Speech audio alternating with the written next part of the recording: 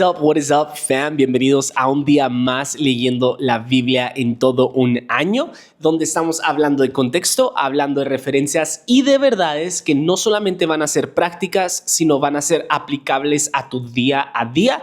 El día de hoy estamos en el segundo libro de Samuel, capítulo 8 al capítulo 10. Así que si aún no has tenido la oportunidad, no pasa nada, ponle pausa al video y luego regresa. ¿Por qué? Porque no nos vamos verso por verso. Lo único que hacemos es damos un resumen muy general de los capítulos que estamos leyendo y más nos enfocamos en el contexto, en referencias, señalamos algunos versos, pero también hablamos de estas verdades que podemos aplicar de manera práctica a nuestro día a día de lo que hemos leído. Así que quiero que abras tu Biblia, quiero que te enamores de la Biblia, quiero que devores, medites en ella y veas estos videos como unas muletas en donde tú te puedes apoyar, pero no quiero que solamente consumas tu contenido bíblico de estos videos. Quiero enamorarte de esta palabra. Esta palabra es la que cuenta, no la mía.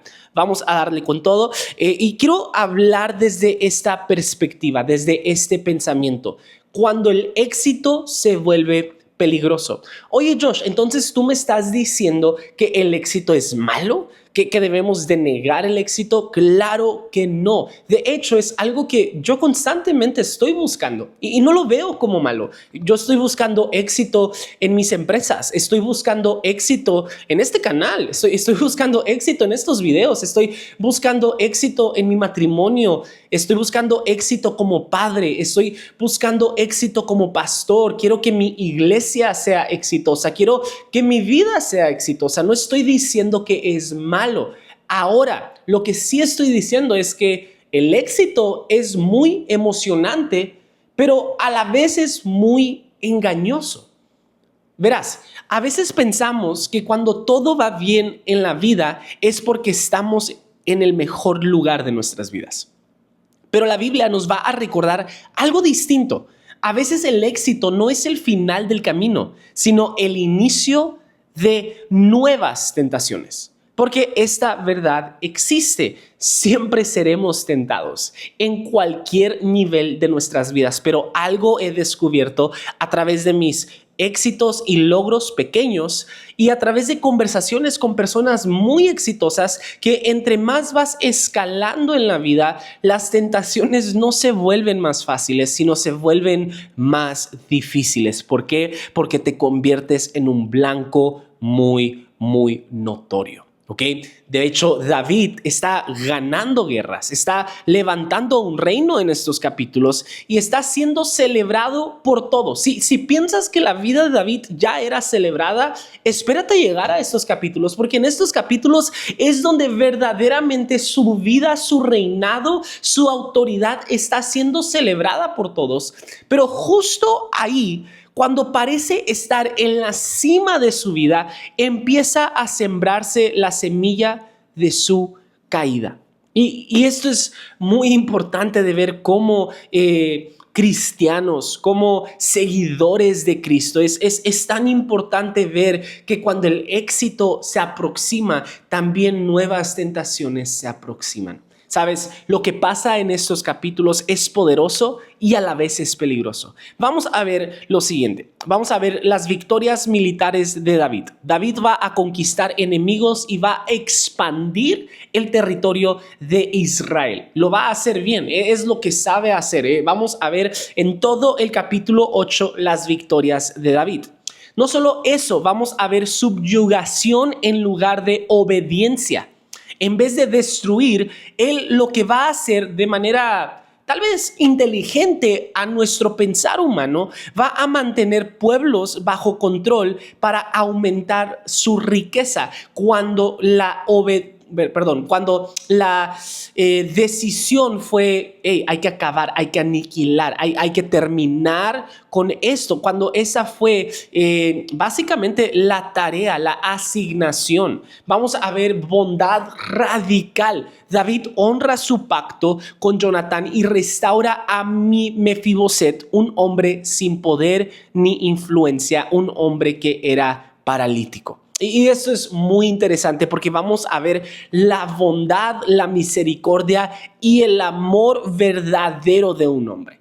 Ahora, también vamos a ver que sus hombres van a ser humillados públicamente tras los amonitas. Ellos los van a avergonzar públicamente, considerados los hombres de David, que prácticamente son como embajadores en nuestro día actual. Eso va a dar cavidad, va a encender la guerra en la cual va a estar situada estos capítulos. Y ojo, esto nos va a dar contexto a lo que conocemos muchos, a la caída de David.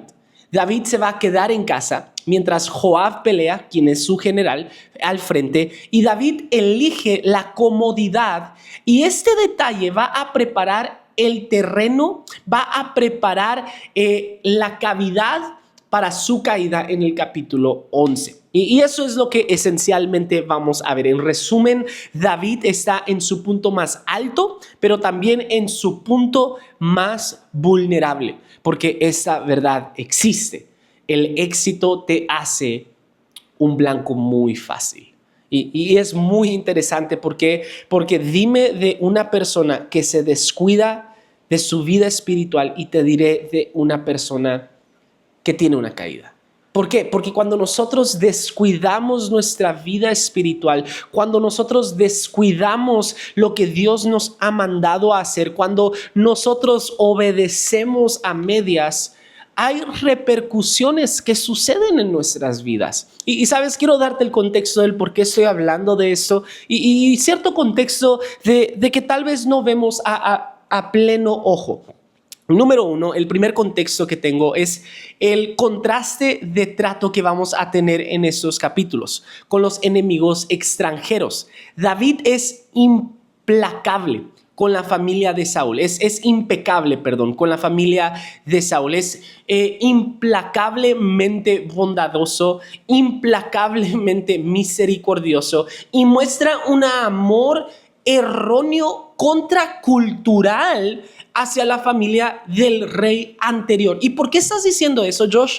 Porque cuando uno llegaba al poder, la otra familia real la mirabas como amenaza a tu futuro reinado. Entonces vemos este contraste muy hermoso con la misericordia que brinda, la bondad que brinda hacia la familia de Saúl, pero el texto nos está enseñando a observar estas tensiones, el poder y la misericordia en la misma persona. ¿Por qué? Porque con los enemigos extranjeros va a ser implacable, va a ser muy duro, va a ser ciertos tratos, pero con la familia de Saúl va a ser bondadoso y misericordioso. Ok, ese es el contexto que quiero que tengas en mente. Ahora, también vamos a ver la trampa del poder. La estrategia de someter a estos mismos pueblos de los que estoy hablando para generar riqueza no era el plan de Dios. Sin embargo, suena práctico para un reinado, para una nación, el hacer tratados de comercio, el hacer tratados de cualquier tipo de tratado es a beneficio a la población, a beneficio al reino, pero va a abrir una grieta espiritual que crecerá con el tiempo. Hoy en día lo vemos práctico. ¿Por qué? Porque es algo que vivimos en el Nuevo Mundo. Vemos los tratados de Estados Unidos con México. Estamos muy a la vanguardia, estamos muy enterados, estamos muy adelantados con esos tratados que nos permiten hacer comercio, que es beneficio tanto para Estados Unidos y es beneficio tanto para México. Yo como exportador, como importador, los conozco y me benefician estos tratados, pero en este tiempo no era lo práctico lo que Dios buscaba para el pueblo de Israel, era la obediencia que buscaba para el pueblo de Israel, lo cual estos tratados, esta trampa de poder va a preparar el terreno para una grieta espiritual que va a ir creciendo y creciendo y creciendo conforme vamos avanzando en estos capítulos. Y ahorita te diré el por qué. O bueno, tal vez mañana cuando entremos a los capítulos profundizo un poco en ese tema. Ahora, el segundo contexto que quiero que veamos, el tercer contexto que quiero que veamos, es a Mefiboset y la gracia que le brinda el rey David. Ahora, en la cultura antigua, un rey eliminaba a cualquier posible rival. Ahora, que David lo invite no solamente a la mesa, sino restaure toda la autoridad, toda la riqueza, todos los terrenos que tenía la familia de su abuelo Saúl, es totalmente contracultural y totalmente loco. Que David lo invite a la mesa aparte es un acto de lealtad, de riesgo político y un retrato de la gracia inmerecida que tú y yo recibimos de parte de Dios. Y esto es una historia muy hermosa que seguro la hemos escuchado ser predicada de 1,000,000 de maneras, y cada vez que la escuchamos es algo que nos atrae al corazón de Dios, es algo que nos abraza, nos acoge y nos hace sentir muy bonito. Pero no quiero predicar de esta historia, pero quiero ver lo impráctico que David fue y el cómo me vuela la cabeza, el cómo realmente significa lo que el rey está haciendo. Ahora, tenemos que ver algo. El énfasis en su discapacidad va a reflejar mucho. Va a reflejar cómo la cultura lo miraba. La cultura miraba a este hombre como un hombre inservible. Ojo, yo no estoy diciendo que las personas incapacitadas son inservibles. Yo no estoy diciendo que no tienen ningún valor, pero en el antiguo mundo no tenían un valor. Tenía más valor un animal que la persona lisiada. Y es muy triste, lo sé, pero ojo, si para la sociedad no tenía ningún valor, para el rey no tenía ningún valor en absoluto. Ojo, David no podía usar a Mefiboset como un soldado. David no podía utilizar a Mefiboset como un embajador, como un representante del reino. David no podía utilizar a Mefiboset como ni siquiera un esclavo o un siervo, porque era inservible para David. La cultura lo miraba débil, pero ¿sabes? El rey lo miraba digno de ser sentado a su mesa. ¡Wow! Esa es tu historia. No voy a hablar de ti. Esa es mi historia. Porque yo soy inservible para el rey. Yo no traigo ningún valor para el rey. Yo soy ni puedo ser digno de ser llamado uno de sus representantes. Soy lo más vil que existe. Él me rescató de lo más feo, de lo más oscuro. ¿Qué valor le tengo al rey? Ninguno. Pero vaya cuánta misericordia, porque Dios nos mira como dignos para ser sentados a la mesa del rey. Tal vez dices, Josh, tienes razón, yo no tengo ningún valor en esta sociedad. Pero ojo, no porque la sociedad no te atribuya ningún valor, significa que no tienes valor, porque tú eres hijo e hija de Dios. Tú fuiste elegido desde el vientre de tu madre y fuiste llamado a las naciones para un tiempo como este. Así que si aún tienes vida, no importa la situación, no importa el problema, no importa el aprieto en el que tú te encuentras, si aún tienes aire en tus pulmones, aún hay propósito divino en tu vida y tienes un asiento a la mesa del rey porque eres hijo e hija del rey. Ok, me estoy desconcentrando, me estoy saliendo del camino, estoy hablando de contexto, no estoy predicando, perdón. Es importante entender en esta misma historia el contexto de lo contracultural que está actuando David al traer y al dejar a Mefiboset con vida. Los reyes que llegaban al poder eran tan radicales que incluso mataban a toda la familia del rey anterior sin importar si eran familiares de él. Entonces, uno, el que lo dejara con vida es contracultural y el que lo invite a la mesa es totalmente locura. Y nomás quiero que entiendas el peso de la historia, porque vemos y pensamos en nosotros, ¡ay, qué bonito el rey David! Se compadeció de un lisiado. No, se compadeció de una de las amenazas al trono. Pero ahí la vamos a dejar, vamos a seguir avanzando. Vamos a ver en el capítulo 10, va a preparar el contexto del capítulo 11. En el capítulo 10 vamos a ver una humillación cultural. A los hombres de David les van a rapar la barba y les van a cortar las ropas. Es decir, los van a dejar bichis, como se dice acá en Culiacán. Es decir, lo van a dejar encuerado a los hombres. Ojo, no era solamente una burla, era una deshonra pública. Tal vez el día de hoy vemos tan normal el que una persona esté encuerada porque Hollywood nos lo pinta en cada película, en cada serie. Es normal que la persona no tenga ropa apropiada. Tal vez no es lo correcto, pero es muy normal en nuestra sociedad, en nuestro nuevo mundo. Ahora, en el antiguo mundo eso se miraba como una deshonra pública, una deshonra total. Eso va a explicar el por qué este incidente se convierte en una guerra nacional, se convierte en una guerra muy grande del cual David va a ganar periódicamente y luego va a detenerse en el invierno y va a recoger esa misma guerra en el capítulo 11. Es por eso que obtenemos esta famosísima frase.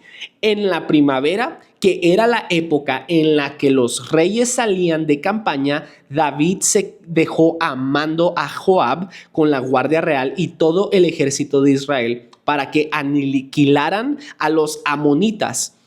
Pero David se quedó en Jerusalén. Ok, esto va a preparar ese camino. Ok, entonces tienes que tener eso en mente. Ahora, no me quiero perder.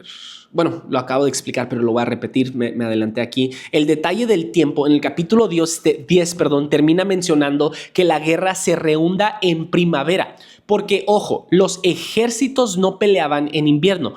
En el Nuevo Mundo, en pleno 2025, que estamos teniendo una guerra ahorita, ¿qué guerra estás hablando? Yo estoy en México y nadie de esta guerra, ok. La guerra de Rusia contra Ucrania. Han pasado años y no ha parado. Eso es muy común. Pelean en primavera, pelean en verano, pelean en otoño, pelean en invierno, pelean todo el año. En el antiguo mundo eso no sucedía para nada. Peleaban desde la primavera hasta el verano y cuando llegaba otoño e invierno, ellos se detenían por completo, se regresaban a sus casas. Era como ponerle pausa, ponerle un marcador en tu libro y luego retomarlo al año entrante. Era muy común porque así era el antiguo mundo. Entonces, de ahí obtenemos esta famosísima frase.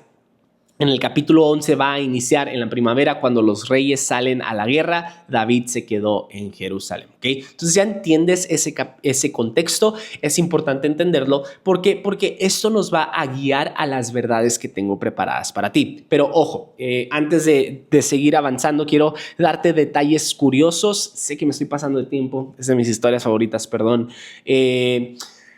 Gloria y peso. Vamos a ver que el liderar no es ligero. Cada victoria trae más responsabilidad. La gloria no es fama, la gloria es carga. De hecho, hay una palabra que me fascina que describe esto, que es kahod en el lenguaje original de la Biblia. Kahod, que es gloria y peso. La gloria no es fama, la gloria trae peso. La gloria es una carga a nosotros. Entonces, es por eso que hablo de esa manera del éxito. Todos queremos el éxito, pero recuerda esta palabra. El éxito trae peso. Es una carga más a tu vida. Vamos a ver obediencia parcial. La Biblia nunca maquilla. Lo que parece estrategia política en realidad es desobediencia, y la desobediencia parcial es desobediencia completa. Por eso que hablo de estos tratados que David estaba haciendo con otros pueblos. Eso nos va a guiar un efecto dominó a la caída de David.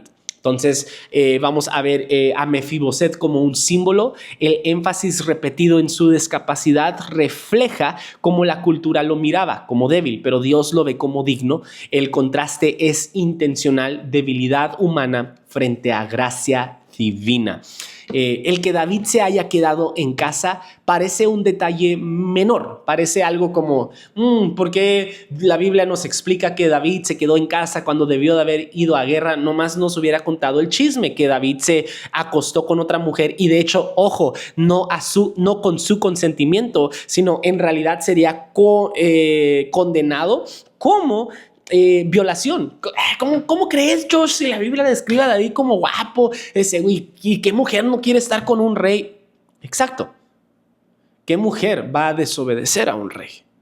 Si el rey puede tronar sus dedos y decir, mátenla, sin ninguna pregunta. Entonces, en realidad, este detalle lo debemos de ver no como un desliz, lo debemos de ver como una violación. Y eso es difícil de tragar, porque como el hombre, conforme al corazón de Dios, se atrevió a hacer esto. Y esto lo vamos a seguir hablando el día de mañana, pero solamente quiero que tengas esto en mente. El rey no estaba donde debía de haber estado. La ociosidad es el terreno perfecto para el fracaso. Y lo digo de esta manera: muéstrame a una persona que ha descuidado su vida espiritual, te mostraré a una persona que ha caído. Yo lo he hecho, yo he caído a causa de descuidar mi vida espiritual. Y no solo eso, muéstrame una persona que descuida su buen comer, te mostraré a una persona que su cuerpo comienza a deteriorarse. Muéstrame a una persona que se descuida en sus estudios y te mostraré la materia que fracasa. Cualquier niño, cualquier muchacho, cualquier joven. Es una verdad aplicable, ¿no? Y de hecho quiero repasar bien rápido contigo las verdades. Ya me pasé de tiempo, perdóname. Espero que este comentario, estos videos realmente te estén funcionando. Si es así, hazme un favor. Deja un comentario, sea positivo o negativo, lo leo. Eso me ayuda a mí a seguir continuando con estos videos. Número 1, el éxito revela el corazón. Es una lupa, es un revelante, por decirlo de cierta manera. La verdadera prueba no es la derrota que sucede en el ser humano. La verdadera prueba es lo que haces cuando obtienes éxito, el cómo actúas. Número 2, la obediencia parcial no es obediencia.